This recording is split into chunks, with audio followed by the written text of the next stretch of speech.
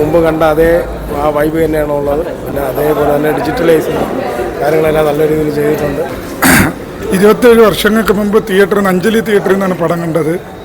ഇന്ന് 27 വർഷങ്ങൾക്ക് ശേഷം ആ പടം കാണുമ്പോഴും നമുക്ക് ഒരു പുതുമ നഷ്ടപ്പെടാതെ കാണാൻ പറ്റും. ഭയങ്കര ഒരു പഴയ മെമ്മറീസ് ഒക്കെ ഓർമ്മ വന്നു. അടിപൊളിയായിട്ട് ഞാൻ ജനിച്ചിട്ട് പോലും ഇല്ലായിരുന്നു, കാണണമെന്ന് ആഗ്രഹം ഉണ്ടായിരുന്നു. അടിപൊളി. ലാലേട്ടൻ ഉണ്ടെന്ന് ഞാൻ പ്രതീക്ഷിച്ചില്ലായിരുന്നു. ഒരു രക്ഷയില്ല.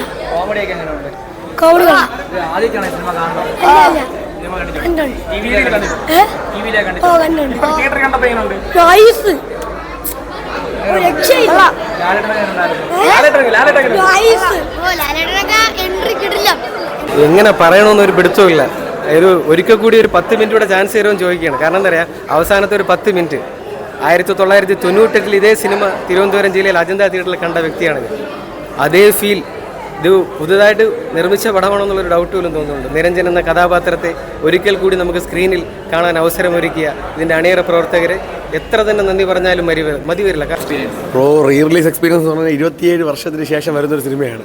ഈ സിനിമ സത്യം പറഞ്ഞാൽ ഒരു ഫീൽ ഗുഡ് ആ ഒരു സംഭവത്തിൽ പറഞ്ഞ പറ്റാണ്. ഈ തിയേറ്ററിൽ വന്ന് കാണിച്ച മെയിൻ ഫാക്ടർ എന്ന് വെച്ചാൽ ലാലേട്ടനാണ്. കാരണം അവസാനം വരുന്ന ഒരു 10 മിനിറ്റ് അത് ഭയങ്കരമായൊരു ഫീലും കാര്യങ്ങളാണ് ആ 10 മിനിറ്റ് കിട്ടിയത്.